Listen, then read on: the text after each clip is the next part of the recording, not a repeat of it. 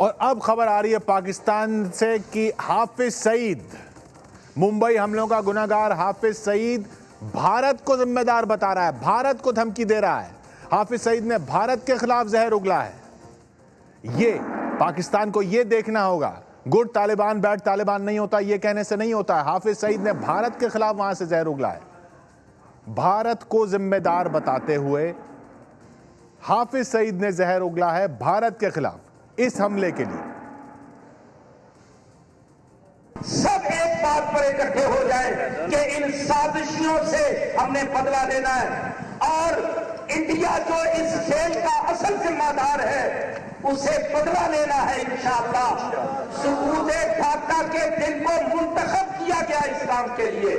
हम पूरे तौर पर समझते हैं कि इस साजिश के पीछे इंडिया है और आज ये मगरमच्छ के आंसू बहाने वाला मोदी, नवाज शरीफ को खून करने वाला ये असल मुजरिम है। इसके जुर्म को हमने दुनिया के सामने पेश करना है इंशाअल्लाह। सुना आपने, प्रधानमंत्री मोदी का भी नाम ले लिया, हिंदुस्तान को जिम्मेदार ठहरा दिया। उधर प्रेस कॉन्फ्रेंस कर रहा है पाकिस्तान के सभी दल कि तालिबान गुड तालिबान बैड तालिबान नहीं होता, सबके खिलाफ एक्शन लिया जाएगा, सबके खिलाफ कार्रवाई होगी। और इधर यही हाफिज सईद जो भारत पर हमले का गुनहगार, वो भारत को जिम्मेदार ठहरा रहा है। पाकिस्तान की सरजमी से ये बोले जा रहे हैं एक दिन बाद जब पाकिस्तान ने देखा दहशत का क्या अंजाम होता है। ये बोल रहा है हाफिज सईद, फिर सुनिए। सब एक बात पर इकट्ठे हो जाए कि इन साजिशों से हमने बदला लेना है और इंडिया जो इस खेल का असल जिम्मेदार है उसे बदला लेना है इंशाअल्लाह। सुकूते ढाका के दिन को मुंतखब किया गया इस्लाम के लिए। हम पूरे तौर पर समझते हैं कि इस साजिश के पीछे इंडिया है और आज ये मगरमच्छ के आंसू बहाने वाला मोदी, नवाज शरीफ को खून करने वाला ये असल मुजरिम है। इसके जुर्म को हमने दुनिया के सामने पेश करना है इंशाअल्लाह। अब पाकिस्तान को समझना होगा, अब पाकिस्तान को देखना होगा कि इस हाफिज सईद के साथ किस तरह का सलूक करता है पाकिस्तान। दुनिया देखेगी, हिंदुस्तान देखेगा। एक तरफ पेशावर में हमला हुआ है, वहां मातम है। पाकिस्तान में हर तरफ से यह आवाज आ रही है कि ये कहां आ गए हैं हम, ये दहशतगर्दी कहां लेकर आई है, धर्म के नाम पे अधर्म कहां हो रहा है। लेकिन वही सवाल जो हमने प्रोग्राम की शुरुआत में भी उठाया कि हाफिज सईद पर कोई कुछ नहीं बोल रहा। जमातुद दावा के लिए ट्रेनें कुछ दिनों पहले चलाई गईं, इसलिए नहीं बोल रहा क्योंकि हाफिज सईद तो इस तरह की बात खुलेआम कर सकता है। पाकिस्तान में खुलेआम पाकिस्तान में हाफिज सईद इस तरह की बात कर सकता है, प्रधानमंत्री मोदी के लिए इस तरह बोल सकता है। इस तरह से हाफिज सईद भारत को जिम्मेदार ठहरा सकता है और पाकिस्तान देख रहा है। क्या पाकिस्तान अब भी चुप रहेगा? क्या पाकिस्तान अब भी कोई एक्शन नहीं लेगा? क्या पाकिस्तान कहेगा कि सबूत लाइए?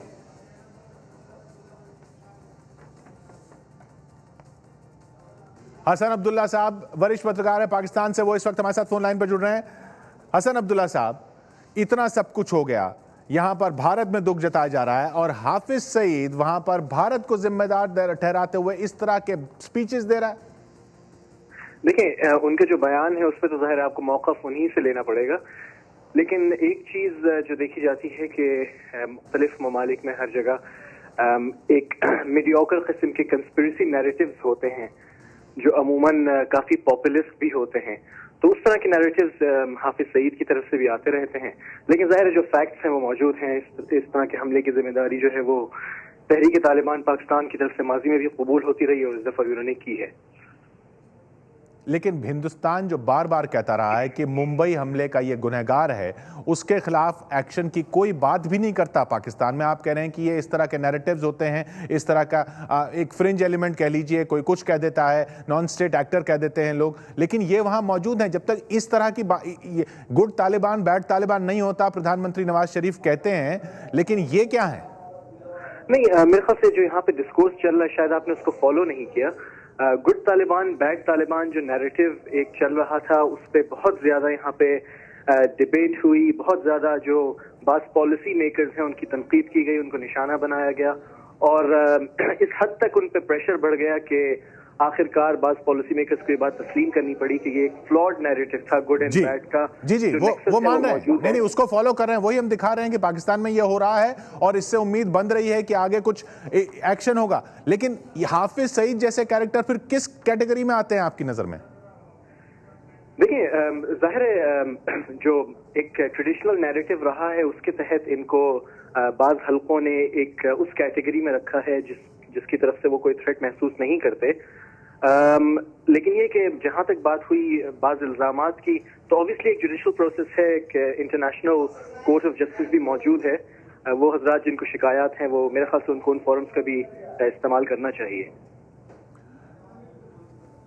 अब्दुल्ला साहब, वो सब सही है, सबूत, legal process, Osama bin Laden भी पाकिस्तान में पकड़ा गया था। ये लॉजिक जो पाकिस्तान की तरफ से बार बार दिया जाता रहा था, हम उम्मीद कर रहे थे ये गुड तालिबान बैड तालिबान के नैरेटिव को आपने जब पीछे छोड़ा है तो उस पर भी कुछ तवज्जो डालेंगे। जी हाँ, गुड तालिबान बैड तालिबान के नैरेटिव जो है ये आउटडेटेड हो गया है। और अगर आप यहाँ के जो लेकिन आप कह रहे हैं वो हाफिज सईद जैसे लोगों पर अप्लाई नहीं होता। नहीं, मैंने कहा कि ट्रेडिशनली एक इस तरह की एक सोच रही है, लेकिन हाल में और हाल करीब में, माजी करीब में जिस तरह का यहाँ पे डिस्कोर्स चला है, बहुत ही विशेष किस्म के डिबेट्स यहाँ मीडिया में देखे गए। मैंने बजाते खुद डॉन अखबार में कंसोर्शियम ऑफ टेरर के नाम से मेरी रिपोर्ट छपी हुई है, डबल शीट, जिसमें ये जो एक फ्लॉड नैरेटिव था इस पर बात की गई है और जो so called good and bad है उनका नेक्सस किस किस्म का, उसको एक्सपोज किया गया है। तो ये जो एक डिस्कोर्स था बड़ा चल रहा था और अब मेरे ख्याल से वो हजरात जो इस गुड एंड बैड को प्रमोट कर रहे थे उनको भी ये बात उन पर आया हो गई है कि ये एक अहमकाना सी बात थी। लेकिन जहां तक किसी इंडिविजुअल की बात आती है तो उसको जो है जाहिर एक लीगल प्रोसीजर के थ्रू उसको उसमें घसीटा जाए और अगर साबित हो जाता है तो फिर जाहिर सजा दी जाए। अगर साबित हो जाता है और वो सबूत उस हिसाब से होने चाहिए। बहुत बहुत शुक्रिया आपका हसन अब्दुल्ला साहब। अफसोस ही कर सकता है हिंदुस्तान इस तरह की बात पर जब वहां मीडिया भी इस तरह की बात कहता है कि लीगल प्रोसेस है। नलिन कोहली साहब हमारे साथ जुड़ रहे हैं, बीजेपी नेता। नलिन जी, आपने सुना इतना सब कुछ हो गया पाकिस्तान में, वहां गुड तालिबान बैड तालिबान नहीं होता ये तक कह रहे हैं वहां के नेता, लेकिन हाफिज सईद क्या बोल रहा है? किशोर जी, पाकिस्तान आज एक चौराहे पर है और ये पाकिस्तान को तय करना पड़ेगा कि वो अपने आप को, अपने मुल्क को कैसे देखना चाहते हैं, किस दिशा में जाते हुए देखना चाहते हैं। लगातार विश्व में कहीं पर चले जाइए तो आतंकवाद को लेके एक चीज स्पष्ट है कि आतंकवादी इन लोगों की सोच विनाश वाली सोच है और ये ना इधर देखते ना उधर देखते, अपने जो भी वो एक नेगेटिव सोच है उसके तहत कुछ भी करने को तैयार है। जो कल हमने देखा पाकिस्तान में पेशावर में, वो हैवानियत का एक और उदाहरण है और इसको ना तो कोई धर्म अलाउ करता है ना ही इंसानियत।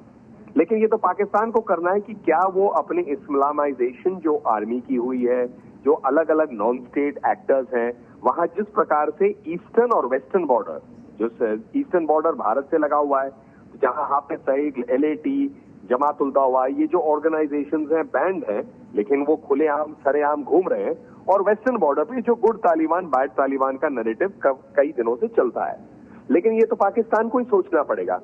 भारत की सोच लगातार एक रही है, जो प्रधानमंत्री नरेंद्र मोदी जी विश्व में भी बोलते जा रहे हैं, आतंकवाद के खिलाफ मिलकर सबको लड़ना पड़ेगा और जहां जहां आतंकवाद के गढ़ हैं उन पर कार्रवाई करनी पड़ेगी।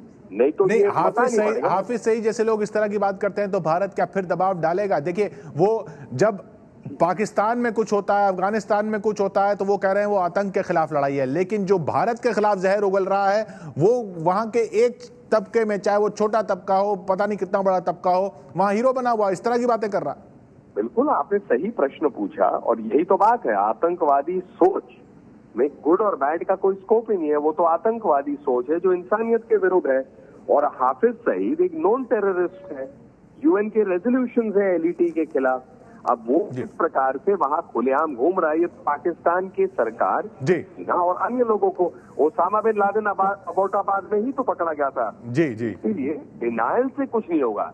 चौराहे पर किस रास्ते पाकिस्तान को जाना है, पाकिस्तान को ही तय करना पड़ेगा, विनाश या उत्थान की तरफ। शुक्रिया नलिन जी। सुना आपने हाफिज सईद क्या कह रहा है।